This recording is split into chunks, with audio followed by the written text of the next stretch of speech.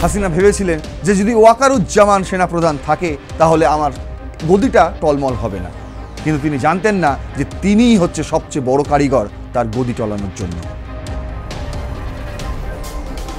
ইবতিসাম ইলাহি জাহির তিনি এখনো কিন্তু বাংলাদেশে রয়েছে এবং সীমান্ত এলাকায় তিনি ঘুরে বেড়াচ্ছেন। কি মোটো রয়েছে তার? এমনটা দাবি করা হচ্ছে যে তিনি নাকি সিআইএ এজেন্ট এবং এখনো তিনি সিআইএ এজেন্ট হিসেবে কাজ চালিয়ে যাচ্ছেন বাংলাদেশে। তিনি বলেছিলেন যে সব মুসলিমদের এক হতে হবে এবং কার বিরুদ্ধে লড়তে হবে? কার বিরুদ্ধে? যারা ধর্মনিরপেক্ষ তাদের বিরুদ্ধে লড়তে হবে। বলুন, ইসলাম কি এটা শেখায়?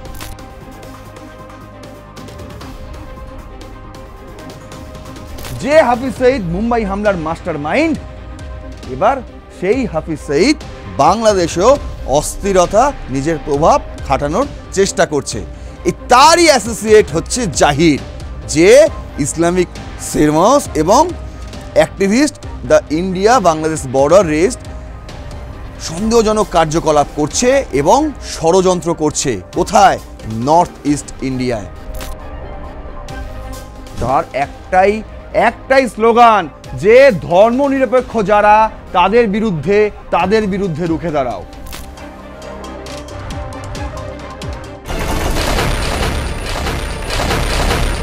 বিগত কয়েকটি এপিসোডে আপনাদের জানিয়েছি যে কিভাবে নর্থ ইস্টে, বিশেষ করে অন্যদিকে পশ্চিমবঙ্গে, মানে বাংলাদেশ যে সীমান্তটি রয়েছে সেই সীমান্তে ভারতের বিভিন্ন ইন্টেল রয়েছে যে সেখানে জঙ্গি কার্যকলাপ চলছে এবং সেই জঙ্গি কার্যকলাপ চালাচ্ছে বাংলাদেশ নয়, বরং বাংলাদেশের অন্তর্বর্তী সরকারের মদতে সেই জঙ্গি কার্যকলাপ চালাচ্ছে পাকিস্তান।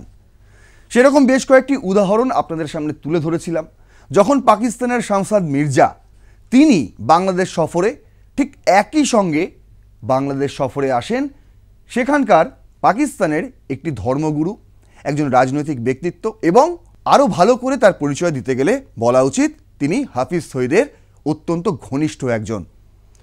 সেই ইবতিসাম ইলাহি জাহির তিনি এখনও কিন্তু বাংলাদেশে রয়েছে এবং সীমান্ত এলাকায় তিনি ঘুরে বেড়াচ্ছেন। কি মোটো রয়েছে তার? নর্থ ইস্ট এই যে অঞ্চলটা, এই অঞ্চলে কি আবার নতুন করে অস্থিরতা তৈরি করতে চাইছে? সেরকমই কিন্তু ইন্টেল ভারতীয় গোয়েন্দাদের কাছে এসে পৌঁছেছে। আজ সেই বিষয় নিয়ে আপনাদের সঙ্গে কথা তো বলবই, পাশাপাশি আপনাদের সামনে উন্মোচন করব যে 2024-এর যে জুলাই বিপ্লব, সেই বিপ্লবে বড় ভূমিকা ছিল সেনাপ্রধান ওয়াকারুজ্জামানের। সেই রিপোর্ট কিন্তু ইতিমধ্যেই প্রকাশ্যে এসে গিয়েছে। এমনটা দাবি করা হচ্ছে যে তিনি নাকি সিআইএ এজেন্ট এবং এখনো তিনি সিআইএ এজেন্ট হিসেবে কাজ চালিয়ে যাচ্ছেন বাংলাদেশে। হ্যাঁ, আমি জানি হাসিনার সঙ্গে তার একটা পারিবারিক সম্পর্ক রয়েছে, কিন্তু যখন বিশ্বাসঘাতক পরিবারেরই একজন হয় তাহলে তার চেয়ে বড় মির্জাফর আর কেউ নয়। সেই বিষয়টাও আজ আপনাদের সামনে খোলসা করব। শুরু করছি রণক্ষেত্র, রয়েছে আমি নারায়ণ। চলুন দেখা যাক। প্রথম স্লাইডে আমি দেখাবো সেই ইবতিসাম ইলাহি জাহির, তার পরিচয় কি, যে এই মুহূর্তে বাংলাদেশের বিভিন্ন বর্ডার এলাকায় ঘুরে তিনি কি করছেন, আসলে তার কাজটা কি এবং কি মিশন নিয়ে তিনি বাংলাদেশ সফরে রয়েছেন। শামসাদ মির্জা চলে গিয়েছেন, কিন্তু এই লোকটি এখনো যাননি। এই লোকটি তিনি এখনো বাংলাদেশে রয়েছেন। দেখুন, নিউজ অফ কাশ্মীর বলছে, এর পরিচয় দিচ্ছে যে why India is around by Pakistani cleric Ibtisam Ilahi Zaheer, Bangladesh visit near sensitive border zone. কেন ভারত এত উদ্বিগ্ন? তার কারণ আছে ভাই, তার কারণ আছে। দেখুন কি বলছে, এই যে ইবতিসাম ইলাহি জাহির, তিনি একজন হচ্ছে পাকিস্তানের ইসলামিক স্কলার, প্রেচার এবং পলিটিক্যাল ফিগার। তার জন্ম নিয়েও কিন্তু দ্বন্দ্ব রয়েছে। এখানেও কিন্তু উল্লেখ করা হয়েছে দুটো ডেট, একটা হচ্ছে 19শে আগস্ট 2071, আর একটা ডেট উল্লেখ করা হয়েছে 12ই জানুয়ারি 1972। 12ই জানুয়ারি বিবেকানন্দের জন্মদিন। আমি নিশ্চিত ওই দিন এই জঙ্গিটা জন্মাননি। তারপর দেখুন বলছে যে ডিপেন্ডিং অন সোর্স, এই ইবতিসাম হচ্ছে ইজান ইলাহি জাহির তার একমাত্র সন্তান, যিনি একজন স্কলার এবং আহলে হাদিস মুভমেন্টের জনক ছিলেন বলা হচ্ছে। আহলে হাদিস মুভমেন্ট আমি আগের দিন আপনাদের বলেছিলাম, কিন্তু বিস্তারিত বলিনি। আজ বলবো যে আহলে হাদিস মুভমেন্ট আসলে কি, এই আন্দোলন কেন চলছে, কি কারণে চলছে, এবং এরই সঙ্গে তিনি লাহোরে থাকাকালীন মারা যান 1987 সালে। কে? এনার বাবা। কিন্তু এই যে লোকটি সেই সময় মারা গেছিল কী জন্য? 87 সালে শিয়া গ্রুপদের সঙ্গে তার একটা দ্বন্দ্ব ছিল সেই গ্রুপের সঙ্গে, এবং সেই একটা বলা যায় দাঙ্গা টাইপের ঘটেছিল। সেই দাঙ্গায় প্রাণ হারাতে হয়েছিল এর বাবাকে। এবং এই যে ইবতিসাম কিন্তু তার বাবার পথই অনুসরণ করছেন, বুঝতে পারছেন? তার বাবার পথই তিনি অনুসরণ করছেন, এবং এখন এই মুহূর্তে তিনি একজন বিকামিং এ কি leader in Pakistan religious and political landscape. একদিকে ধর্মীয়, অন্যদিকে রাজনৈতিক ব্যক্তিত্ব। যে সে ব্যক্তিত্ব নন, এ হচ্ছে হাফিজ শহীদের অত্যন্ত ঘনিষ্ঠ, এবং তাকে অ্যাপয়েন্ট করা হয়েছে এই মুহূর্তে বাংলাদেশে। এবার তার পরিচয়টা আপনাদের সামনে খোলসা করছি। দেখুন, এই রিপোর্টটাই আমি আপনাদের জন্য বাংলায় সাজিয়েছি সুন্দর করে। তিনি বলছেন যে ইবতিসাম হলেন মার্কাজি জামিয়াত আহলে হাদিসের প্রধান সংগঠক এই মুহূর্তে এবং মহাসচিব, যা পাকিস্তানের একটি প্রধান আহলে হাদিস সংগঠন, যা কুরআন ও সুন্নাহ নবী মোহাম্মদের শিক্ষা কঠোরভাবে মেনে চলার প্রচার করে। কিন্তু তিনি কি প্রচার করেন? তিনি কি সেটাই প্রচার করেন? আগে আপনাদের জানাচ্ছি, তিনি কুরআন ও সুন্নাহ আন্দোলন পাকিস্তানের সভাপতিত্ব করেন, যা ইসলামী শিক্ষা ছড়িয়ে দেওয়ার উপর দৃষ্টি নিবদ্ধ করে একটি প্ল্যাটফর্ম। ঠিক আছে, ইসলামী শিক্ষা ছড়িয়ে দিতেই পারেন, ইসলাম শান্তির ধর্ম, কিন্তু আপনি কি শান্তি ছড়ান? এটাই বড় প্রশ্ন। দেখুন, বলছে রাজনৈতিক উচ্চাকাঙ্ক্ষা। তিনি পাকিস্তানের জাতীয় পরিষদের প্রার্থী হিসেবে আহলে হাদিস সম্প্রদায়ের প্রতিনিধিত্ব করে নির্বাচনের প্রতিদ্বন্দ্বিতাও করেছেন। যদিও তিনি কোনো আসন জিততে পারেননি, তার রাজনৈতিক কর্মকাণ্ড প্রায়শই ধর্মীয় বক্তব্যের সাথে ইসলামী নীতিমালার সাথে সামঞ্জস্যপূর্ণ রেখে সামাজিক ও রাজনৈতিক পরিবর্তনের আহ্বানকে মিশ্রিত করে। তিনি একটা ঘেঁটে দেন, যেখানে রাজনীতি সেখানে ধর্ম কিসের ভাই? যেখানে ধর্ম সেখানে রাজনীতি কিসের? ধর্ম আর রাজনীতিকে এক করে দেন, বুঝতে পেরেছেন? এই হচ্ছে সেই ব্যক্তি, যেখানেই যান বড় লম্বা চওড়া বক্তৃতা দেন এবং রাজনীতির সঙ্গে ধর্মকে গুলিয়ে দেন। এই যে তার যে অ্যাপয়েন্টমেন্ট এই সময় রয়েছে তার বাংলাদেশে, তিনি কি করছেন বাংলাদেশে? এটা বড় প্রশ্ন। বলছে 25 অক্টোবর 2025 তারিখে ইবতিসাম বাংলাদেশে ঢাকায় আসেন, যাকে তিনি এবং তার সমর্থকরা ধর্মীয় সফর হিসেবে বর্ণনা করেন। তার ঘোষিত উদ্দেশ্য ছিল খুতবা প্রদান, ইসলামী সম্মেলনের যোগদান এবং স্থানীয় মুসলিম সম্প্রদায়ের সাথে যোগাযোগ করা। বিশাল মুসলিম জনসংখ্যা এবং আহলে হাদিসের প্রভাবের ইতিহাসের কারণে বাংলাদেশ ইবতিসামের মতো প্রচারকের জন্য একটি স্বাভাবিক গন্তব্য। তবে ভারত বাংলাদেশ সীমান্তের কাছাকাছি অবস্থান এবং বিতর্কিত সংযোগের কারণে তার কার্যকলাপ ভারতে উল্লেখযোগ্য উদ্বেগের সৃষ্টি করেছে। বুঝতে পারছেন? বলছি ঢাকায় আগমন করেছে 25 অক্টোবর। তারপর তিনি আহলে হাদিস সম্প্রদায়ের সদস্যদের, স্থানীয় যে ধর্মীয় ব্যক্তিত্বরা রয়েছে তাকে স্বাগত জানায়। তার এই সফরকে ইসলামী পাণ্ডিত্য ঐক্যকে শক্তিশালী করার একটি ধর্মীয় মিশন হিসেবে সামাজিক যোগাযোগ মাধ্যম প্রচার করে। 27 অক্টোবর তিনি চাঁপাইনবাবগঞ্জে সফর করেন। এর আগেও একটি এপিসোডে আপনাদের আমি জানিয়েছি যে তিনি কোথায় কোথায় গিয়েছিলেন। রাজশাহীতে গিয়েছিলেন, চাঁপাইনবাবগঞ্জে গিয়েছিলেন এবং রংপুরেও যাবেন।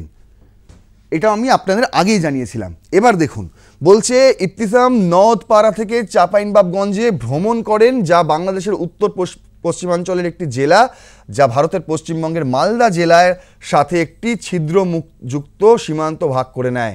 তার সাথে ছিলেন শেখ আব্দুল রাজ্জাক বিন ইউসুফ, যিনি একজন বাংলাদেশি ধর্মগুরু, যিনি তার সালাফি ঝোঁকের বক্তৃতার জন্য পরিচিত। নাচলে বৈঠক করেন চাঁপাইনবাবগঞ্জে, তার সীমান্তবর্তী শহর নাচল পরিদর্শন করে এবং স্থানীয় মসজিদ রুদ্ধদ্বার বৈঠক করে। একটি স্থানীয় মসজিদে নাকি সেখানকার মুসলিম সম্প্রদায়ের যে সমস্ত মানুষজন রয়েছে তাদেরকে নিয়ে এসে আসলে বৈঠক নয়, তিনি ব্রেন ওয়াশ করেন। ইসলামের নামে তিনি অশান্তি ছড়ান, এটাই তার মূল মোটো। কেন বলছি? তিনি কি বক্তব্য রেখেছিলেন সেটাও দেখাবো। ভারতীয় গোয়েন্দা সূত্র দাবি করে যে এই বৈঠকগুলিতে স্থানীয় ধর্মীয় নেতাদের সাথে আলোচনা করা হয়েছিল, যদিও সঠিক বিষয়বস্তু এখনও স্পষ্ট নয়। উস্কানিমূলক বক্তৃতা তিনি রেখেছিলেন। এর আগের যে এপিসোড আপনাদের বলেছিলাম, সেই আগের এপিসোডে জানিয়েছিলাম যে তিনি একটা উস্কানিমূলক বক্তৃতা রেখেছিলেন। কি সেই বক্তৃতা? চাঁপাইনবাবগঞ্জে এক জনসমাবেশে ইবতিসাম একটি বক্তৃতা দেন, যেখানে উপস্থিতদের ইসলামের জন্য নিজেকে উৎসর্গ করতে প্রস্তুত থাকার আহ্বান জানানো হয়। ইন্ডিয়া টুডের মতো ভারতীয় সংবাদ মাধ্যম এটিকে সম্ভাব্য উস্কানিমূলক হিসেবে চিহ্নিত করে, এটিকে উগ্রপন্থী কর্মকাণ্ডের আহ্বান হিসেবে ব্যাখ্যা করে, যদিও পাকিস্তান এবং বাংলাদেশি সূত্রগুলি যুক্তি দেয় যে এটি ভক্তি সম্পর্কে একটি আদর্শ ধর্মীয় উপদেশ। তিনি বলেছিলেন যে সব মুসলিমদের এক হতে হবে এবং কার বিরুদ্ধে লড়তে হবে? কার বিরুদ্ধে? যারা ধর্মনিরপেক্ষ তাদের বিরুদ্ধে লড়তে হবে। বলুন, ইসলাম কি এটা শেখায়? ইসলাম কি এই বার্তা দেয় যে যারা ধর্মনিরপেক্ষ, যারা সকল ধর্মকে নিয়ে চলতে জানে, তাদেরকে আঘাত করুন? আমি প্রশ্ন করতে চাই আপনাদের কাছে। এবার দেখুন, 1 নভেম্বর তিনি একটি ধর্মীয় সমাবেশ করেন বাংলাদেশের উত্তরাঞ্চলে। 2রা নভেম্বর তিনি নাগাঁও ভ্রমণ করেন, সম্ভবত স্থানীয় পণ্ডিতদের, যারা মৌলবী রয়েছে তাদের সঙ্গে সেখানে দেখা সাক্ষাৎ করেন। তারপর 6 থেকে 7 রাজশাহী তার যাওয়ার কথা রয়েছে, একটা সালাফি সম্মেলন করবেন, ঠিক আছে। আচ্ছা, তারপর অনুষ্ঠানটি বাংলাদেশের আহলে হাদিস নেটওয়ার্ক দ্বারা আয়োজিত হবে, এতে বিশিষ্ট আলেমরা উপস্থিত থাকবেন। আর 8ই নভেম্বর তিনি পাকিস্তানে ফিরে আসবেন বলে আশা করা হচ্ছে। এই হচ্ছে ইবতিসাম ইলাহি জাহিরের পুরো পরিচয়, তার জীবনী এবং বাংলাদেশে তার যে কর্মকাণ্ড, সেটা আপনাদের কাছে তুলে ধরলাম। এবার বলছি আপনাদের যে বাংলাদেশের চাঁপাইনবাবগঞ্জে দাঁড়িয়ে তিনি কি বক্তৃতা তিনি করেছিলেন। এই হচ্ছে ইন্ডিয়া টুডে, যেখানে আগেরটাই দেখালাম আপনাদের। কি সেই বক্তব্য সেটা এবার আপনাদের সামনে তুলে ধরছি আমি। হাফিজ সঈদ ইভিল প্লট ইন বাংলাদেশ, এটা হচ্ছে একটা হেডলাইন যে হাফিজ সঈদ ইভিল প্লট করছে কোথায়? বাংলাদেশে। কি কারণে? কারণ হচ্ছে Hafiz Saeed, the mastermind behind the 2008 Mumbai terror attack, is rapidly expanding his influence in Bangladesh. যে হাফিজ সঈদ মুম্বাই হামলার মাস্টার মাইন্ড, এবার সেই হাফিজ সঈদ বাংলাদেশেও অস্থিরতা, নিজের প্রভাব খাটানোর চেষ্টা করছে। তারই অ্যাসোসিয়েট হচ্ছে জাহির, যে ইসলামিক সেরমস এবং activist the India Bangladesh border rest সন্দেহজনক কার্যকলাপ করছে এবং ষড়যন্ত্র করছে। কোথায়? নর্থ ইস্ট ইন্ডিয়ায়। এবার তিনি কি বলেছিলেন? ইবতিসাম ইলাহি জাহির চাঁপাইনবাবগঞ্জে তিনি বলেছিলেন যে you must be ready to sacrifice yourself for the cause of Islam. ইসলামের জন্য আপনি আপনার জীবন ত্যাগ করতে প্রস্তুত হয়ে যান। আর ready to sacrifice your children as well, শুধু আপনি নন, আপনার সন্তান সন্ততিদেরও জীবন ত্যাগ করার জন্য প্রস্তুত হয়ে যান। আর we must stand prepared to confront secular and liberal forces. যারা ধর্মনিরপেক্ষ, যারা সবাইকে সঙ্গে নিয়ে চলতে জানে, তাদের বিরুদ্ধে আমাদের এক হয়ে দাঁড়াতে হবে। এই তার মূল বক্তব্য। এটাকে কি বলবেন? উস্কানিমূলক বলবেন? যদি না বলেন তাহলে বলবেন না, আমার কিছু বলার নেই। এবার দেখুন, he further said that from Pakistan to Bangladesh all Muslim will united against the seculars. তার একটাই স্লোগান যে ধর্মনিরপেক্ষ যারা, তাদের বিরুদ্ধে রুখে দাঁড়াও। বাংলাদেশকে মৌলবাদীর চূড়ান্ত সীমায় নিয়ে চলে যাও। এটা কি তার মাস্টার মাইন্ড? না, এটা চালাচ্ছে আইএসআই। হাফিজ সঈদকে বলা হয়েছে, হাফিজ সঈদ এই লোকটাকে অ্যাপয়েন্ট করেছে, হাফিজ সঈদ। বোঝা গেল? এবার দেখুন, তিনি কাশ্মীর নিয়েও বলেছেন সেখানে চাঁপাইনগঞ্জে দাঁড়িয়ে। কি বলছেন? বলছে the Kashmiris are being deprived of their freedom. It is Pakistan's responsibility to raise a strong voice against the anti-Islamic laws and the oppressive acts in Indian Kashmir. By the grace of Allah, the day will come when Kashmir will become part of Pakistan. যে পার্টটা কাশ্মীর দখল করে রেখেছে তারাই পাকিস্তানের সঙ্গে থাকতে চায় না। ইনি স্বপ্ন দেখছেন, বাংলাদেশে গিয়ে স্বপ্ন দেখাচ্ছেন মুসলিম সম্প্রদায়ের মানুষজনদের। তাদের মধ্যে অনেক ধর্মনিরপেক্ষ মানুষজন আছে, কিন্তু তাদের ব্রেন ওয়াশ করছেন এই বলে যে কাশ্মীরের সমস্ত অংশ নাকি পাকিস্তানে চলে আসবে। অন্যদিকে কি হচ্ছে, যে অংশ দখল করে রাখা হয়েছে, যেটাকে পিওকে বলি আমরা, সেই অংশের মানুষজনই পাকিস্তানের সঙ্গে থাকতে চাইছে না। বুঝতে পারছেন? আর এরা স্বপ্ন দেখছে, স্বপ্ন দেখে বেড়াচ্ছে। এবার দেখুন, আপনারা যে বারবার বলছি যে ভারতের উত্তর পূর্বাঞ্চলে যে অশনির সংকেত, সেটা নিয়েই এই স্লাইডটা আপনাদের জন্য সাজিয়েছি। ইকোনমিক টাইমস লিখছে যে Bangladesh protest, what did intelligence official says. এই বাংলাদেশ প্রোটেস্ট হচ্ছে সেই জুলাই বিপ্লব, সেই জুলাই বিপ্লব, যে জুলাই বিপ্লব শুধু বাংলাদেশে অস্থিরতা তৈরি করেনি, একই সঙ্গে ভারতেও অস্থিরতা তৈরি করতে চাইছে, এখনো বিদ্যমান। কেন বলছি দেখুন, এই যে বলছে বাংলাদেশ আর পাকিস্তানের মধ্যে যে একটা গদগদ ব্যাপার, আজকে ওরা চলে আসছে, কালকে তারা এদিক থেকে চলে যাচ্ছে। এই গদগদ ব্যাপারটা কেন? এই গদগদ ব্যাপারটা হচ্ছে ISI backed Jamaat-e Islam had received substantial financial backing earlier this year to destabilize the Sheikh Hasina government. এই গদগদের ব্যাপারটা হঠাৎ করে হয়নি, এটা দীর্ঘদিন ধরে চলছে, দীর্ঘদিন ধরে চলছে। যখন শেখ হাসিনা তৃতীয়বার প্রধানমন্ত্রীর মসনদে বসেন, তখন থেকেই শুরু হয়ে গিয়েছিল। এই যে জামাতে ইসলাম ভোটে জিতে কিছু করতে পারেনি, ভোটে জিতে ক্ষমতায় আসতে পারে না যারা, তারা ষড়যন্ত্র করে। কিভাবে ষড়যন্ত্র করেছিল? আইএসআইয়ের সঙ্গে মিলে ষড়যন্ত্র করেছিল, আর ফান্ডিং আসছিল, ফিনান্সিয়াল ব্যাকিং সাপোর্ট আসছিল, কি জন্য? হাসিনা সরকারকে ফেলার জন্য। তারপর এই যে significant portion of this funding, সেটা কোথা থেকে আসছিল? Originate from Chinese entities operating in Pakistan. পাকিস্তানের যে সমস্ত চীনা সংস্থাগুলো রয়েছে, তাদের থেকেই ঘুরপথে টাকা আসছিল।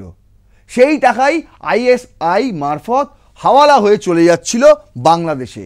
কাদের কাছে? জামাতে ইসলামের কাছে।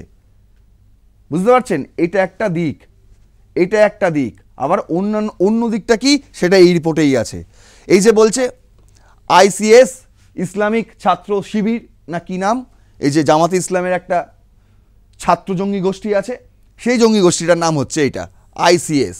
বলছে যে known for its anti India stands. অবশ্যই এরা তো সবসময় জিহাদিস্ট এজেন্ডাই করে থাকে, এবং ভারতের যে ইন্টেল রয়েছে, intelligence surveillance for sometimes due to its activities in region adjacent to Bangladesh and affiliations with the ISI backed Harkat ul Jihad al Islami. সমস্ত এভিডেন্স আছে। এই যে দেখুন, evidence source ICS members undergoing training in Afghanistan and Pakistan. এরা এখন প্রশিক্ষণ নিচ্ছে। কিসের? যে তালিবানের মতন হব। শুনুন, ওই যে আসিম মুনির, ফিল্ড মার্শাল শেহবাজ শরীফ, এদের আগে যারা ছিল পূর্বসূরি, সবই একই দলে, সবই একই দলে। পাকিস্তান আফগানিস্তানে তালিবান তৈরি করেছিল যাতে আফগানিস্তানকে পকেটে রাখা যায়। বুঝতে পারছেন? কিন্তু আজ সেই তালিবানই পাকিস্তানকে প্রতিদিন বোমা মারছে, প্রতিদিন দাও দাও করে জ্বলছে আগুন। আবার কি করছে? একই কায়দায় বাংলাদেশও এই আইসিএস এদেরকে প্রশিক্ষণ দিচ্ছে। কারা দিচ্ছে? আইএসআই ব্যাকড হারকাত উল জিহাদ আল হুজি। এবার এরা প্রশিক্ষণ নিয়ে এরাও তালিবান হবে। তারপর কি হবে বাংলাদেশ? দেখে আসুন। আফগানিস্তান, এই যে জামাত আর আইসিএস যাই বলবেন না কেন, এরা হচ্ছে তালিবান টাইপ বাংলাদেশে প্রশিক্ষণ নিচ্ছে, এটাই বলা হচ্ছে। ঠিক আছে, এটাই হচ্ছে তাদের একমাত্র অ্যাচিভিং দিস গোল, এটাই তাদের goal. Remark the intelligence officer. ভারতীয় গোয়েন্দা বিভাগ থেকে এই খবর উঠে আসছে, বলছে পাকিস্তান নাকি যে আইএসআই টাকা ফান্ড করেছিল বাংলাদেশে, এই যে হাসিনা সরকারকে ফেলার জন্য জামাতকে টাকা দেওয়া হচ্ছিল, সেই টাকা নিয়ে গিয়ে তারা তাদের ছাত্রদের দিচ্ছিল, এবং সেই দলে ভিড়ে গেছিল কিছু, আমি তো বলবো সেই দলে ভিড়ে গেছিল কিছু ছাত্রলীগের সদস্যরাও। টাকার লোভে চলে গেছিল আইসিএসে, গিয়ে সেই টাকা নিয়ে হাসিনা সরকার তারা ফেলেছিল। বলে না বিশ্বাসঘাতক। হাসিনা নিজে বলেছেন অনেকেই রয়েছেন বিশ্বাসঘাতক, আর সেই বিশ্বাসঘাতকের তালিকায় সবচেয়ে বড় নামটা হলো ওয়াকারুজ্জামান। কেন বলছি? এর পরের স্লাইডে দেখাবো। শুধু এটা দেখে নিন যে চায়নার চায়নার যে সংস্থাগুলো সেখান থেকে টাকা নিয়ে বাংলাদেশে দেওয়া হয়েছিল আইএসআই মারফত, হাওয়ালা মারফত। আবার অন্যদিকে আবার দেখুন এখানেই লিখেছে, যখন হাসিনা চাইছিল চায়না আর ইন্ডিয়ার সঙ্গে একটা সামঞ্জস্যপূর্ণ সম্পর্ক রেখে চলতে, তখন কিন্তু আবার এই আইসিএস ছাত্র শিবিরের ছাত্ররা, ছাত্র কিনা আমি জানি না, যাই হোক, যেহেতু ছাত্র শিবির সংগঠনের নাম, ছাত্র তো বলতেই হবে, তারা পড়াশোনা করুক আর নাই করুক, পড়াশোনা করলে এই ধরনের মানসিকতা তৈরি হয় না। যদি পড়াশোনা করতো তাহলে এই ধরনের জঙ্গি ধরনের মানসিকতা তৈরি হতো না। একটা নির্বাচিত সরকার ফেলার জন্য এইভাবে ষড়যন্ত্র করার কোনো দরকার হতো না। দেখুন কেন বলছি ষড়যন্ত্র, এরা আবার কি বলেছে, এরা আবার কিছুজন ইসলামিক স্টুডেন্ট আউটফিট, তারা আবার ওয়েস্টার্ন অ্যাফিলিয়েটেড এনজিওস যেগুলো রয়েছে সেখান থেকে, যে বলছি IRI আর NDI, এরা কারা, এরা আবার হচ্ছে CIA ব্যাক্ট, এরা হচ্ছে আবার CIA ব্যাক্ট। যখন ICS এর কিছু অংশ তারা চায়নার থেকে টাকা নিচ্ছে, হয়তো চায়নার বার্ষিক যে সংস্থাগুলোর থেকে টাকা তোলা হয়েছে, যে টাকা এসছে বাংলাদেশে, সেই সংস্থাগুলোই হয়তো জানে না যে আমাদের টাকা চলে যাচ্ছে বাংলাদেশে, হতেই পারে তারাই হয়তো জানে না। আবার অন্যদিকে CIA ব্যাক্ট যে এনজিওগুলো রয়েছে, এই যে IRI NDI এর মতন যে সংস্থাগুলো রয়েছে, সেখান থেকেও তারা টাকা তুলেছে। এই যে দেখুন, using jargon democracy and rights formed a part of the strategic planning, সেখান থেকেও তারা টাকা তুলেছে। বুঝতে পারছেন, আমেরিকার থেকেও টাকা তুলেছে, চায়নার থেকেও টাকা তুলেছে, টাকা তুলে একত্রিত করা হয়েছে, সবাইকে টাকার লোভ দেখানো হয়েছে। আর ছাত্রলীগেরও কয়েকজন সেখানে ভিড়ে গেছে ICS এর সঙ্গে, ভিড়ে গিয়ে সব লুটে পুটে খাবো, এখনো তো চলছে, এখনো তো তাই চলছে, বাংলাদেশ লুটে পুটে খেয়ে নেওয়া হয়ে গেছে। শুধু সময় যখন আসবে, সাধারণ যারা বাংলাদেশবাসী তারা যখন আবার মাঠে বেরিয়ে আসবে, রাস্তায় বেরিয়ে আসবে, তখন এরা ভারতে এত আসতে পারবে না। আগে থেকে সব জায়গায় খুঁজে রেখেছে, ফ্রান্স, মার্কিন যুক্তরাষ্ট্র, সমস্ত জায়গায় চলে যাবে এই উপদেষ্টা মণ্ডলীর যতজন আছে। কেন বলছি, এটা অনেক বড় ষড়যন্ত্র, অনেক বড় ষড়যন্ত্র। আর এই একই ষড়যন্ত্র ভারতেও ঘটানোর চেষ্টা এখনো চলছে বর্তমান। দেখুন কেন বলছি, সবচেয়ে বড় ষড়যন্ত্র এই একটি বইতে প্রকাশ পেয়ে গেছে, নাম ইনশাআল্লাহ বাংলাদেশ। বুঝতে পারছেন কারা লিখেছেন? দীপ হালদার, জয়দীপ মজুমদার আর সাহিদুল হাসান খোকন, ইনি বাংলাদেশি। ফার্স্ট পোস্ট করেছে যে ইউনূস একজন ষড়যন্ত্রকারী। আজকে আর সেটা কারোর অজানা নয়, ইউনূস যে ষড়যন্ত্রকারী সেটা আজকের দিনে দাঁড়িয়ে আর কারো অজানা নয়। কে বলছে এটা? Ex Bangladesh minister's claim army chief act as CIA agent in plot to আউটস হাসিনা। দেখুন চাঞ্চল্যকর উদ্ঘাটন কখন, more than a year after ouster of former Bangladesh prime minister Sheikh হাসিনার গদিচ্যুতের 1 বছর পর এই চাঞ্চল্যকর খবর উঠে এসছে। কি খবর সেটা? বলছে ফর্মার হোম মিনিস্টার যে ছিলেন, প্রাক্তন স্বরাষ্ট্রমন্ত্রী আসাদুজ্জামান খান কামাল, তিনি বলেছেন যে আর্মি চিফ সেনাপ্রধান ওয়াকারুজ্জামান CIA এর এজেন্টের মতন কাজ করেছেন এবং তিনি পুরো জিনিসটা সংগঠন করেছেন যাতে হাসিনাকে সরকার থেকে ফেলা যায়। এখানে তিনি দুটো উদাহরণ দিয়েছেন।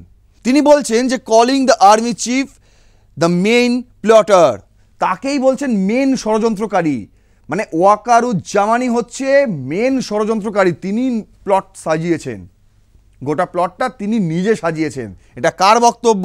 আসাদুজ্জামান খান কামালের বক্তব্য। কামাল অ্যাকিউজড কাকে? মার্কিন যুক্তরাষ্ট্রকে। কিসের জন্য?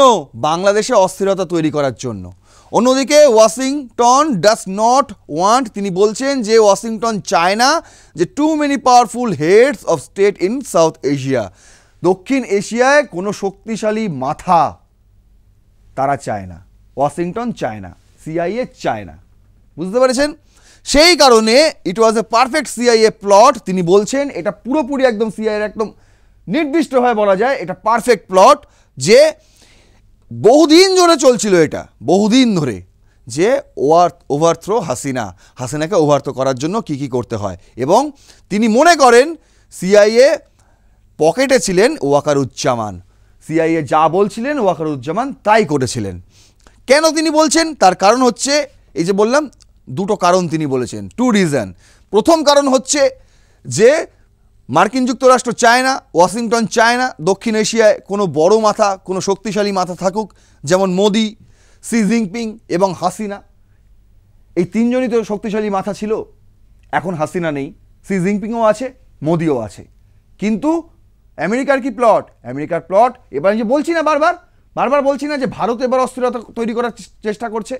আর সেই কারণেই তো উত্তর পূর্বাঞ্চলে এই ধরনের জঙ্গিদের ঢুকিয়ে দেওয়া হচ্ছে, সেখানে জঙ্গিদের বেস ক্যাম্প করা হচ্ছে। বুঝতে পারছেন? এই যে গোয়েন্দা রিপোর্ট, এটা কিন্তু আগামী একটা এপিসোড আপনাদের দেব।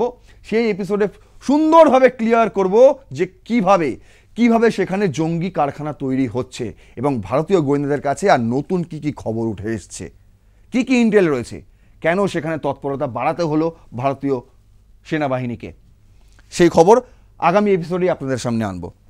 এবার দেখুন, বলছে যে এই যে সিআইএ পুরো জিনিসটাকে অপারেট করেছে এবং তার লিডার ছিল হচ্ছে ওয়াকারুজ্জামান। এটা হচ্ছে তার বক্তব্য। কেন? তার কারণ হচ্ছে America interested are best serve with weaker governments. America চাই দুর্বল একটা গভর্নমেন্ট হোক, দুর্বল, এবং তাদের পকেটে বসে থাকুক। ডক্টর মোহাম্মদ ইউনুস সে অন্তর্বর্তী সরকার যেমন, ঠিক তেমনটাই একটা সরকার তারা চায় যারা পকেটে বসে থাকবে। এবং সবচেয়ে বড় চাঞ্চল্যকর দাবি তিনিও করেছেন যে সেন্ট মার্টিন, সেই মার্টিনটা তারা চেয়েছিল, সেন্ট মার্টিন আমেরিকা চেয়েছিল, হাসিনা তাতে রাজি হয়নি। এই একই দাবি শেখ হাসিনা এর আগে অনেকবার করেছেন। এবার কে করলেন? এবার হাসিনার প্রধানমন্ত্রী থাকাকালীন বাংলাদেশের যে স্বরাষ্ট্রমন্ত্রী আসাদুজ্জামান খান কামাল, তিনি এই দাবি করছেন। এই দাবি কোথায় বেরিয়েছে? এই দাবি বেরিয়েছে Inshallah Bangladesh, the story of an unfinished revolution, authored by Deep Haldar, Jaydeep Majumdar and Shahidul Hasan Khokon and published by Juggernaut news 18 reported. এই সংস্থাটি পুরো নাম হচ্ছে Inshallah Bangladesh, the story of unfinished revolution. এবার আপনাদের বলি, এই বইতেই রয়েছে, আসাদুজ্জামান খান কামাল বলছেন যে জুনের 23 তারিখ 2024 সালের জুনের 23 তারিখ এই ওয়াকারুজ্জামানকে সেনা প্রধান করা হয়েছিল। শেখ হাসিনার মতে তাকে সেনা প্রধান করা হয়েছিল। অনেক বিরোধ এসছিল, তার উপরে যারা ছিল সিনিয়র র্যাঙ্কিং অফিসার তাদেরকে উপেক্ষা করে ওয়াকারুজ্জামানকে সেনা প্রধান করা হয়েছিল। সেই নিয়ে বিরোধ ছিল, ভেতরেই বিরোধ ছিল, বিভাগীয় বিরোধ ছিল। কিন্তু তারপরেও চাচাতো বোনের জামাই, সেই একটা পারিবারিক সম্পর্ক রয়েছে। হাসিনা ভেবেছিলেন যে যদি ওয়াকারুজ্জামান সেনাপ্রধান থাকে তাহলে আমার গদিটা টলমল হবে না।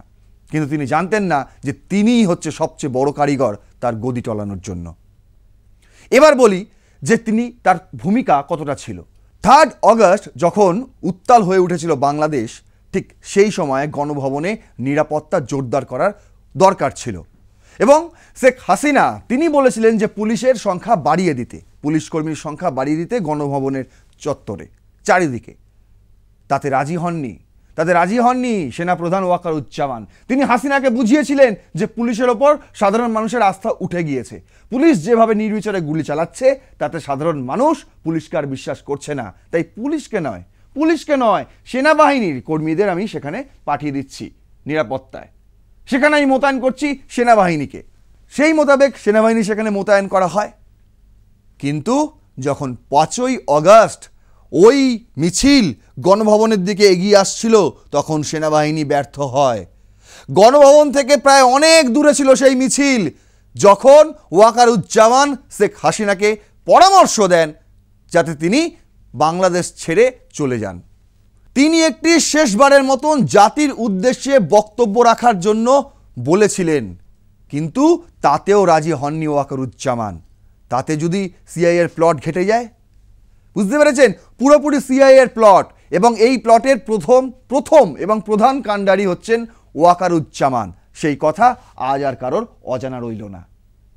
তাহলে ভাবছেন কিভাবে যে ওয়াকারুজ্জামান আবার শেখ হাসিনাকে বাংলাদেশে ফেরাবে?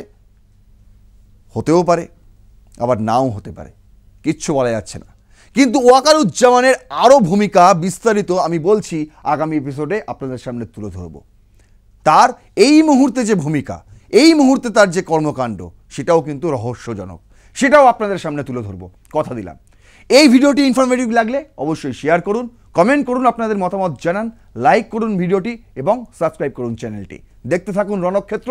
জয় হিন্দ, বন্দে মাতারাম।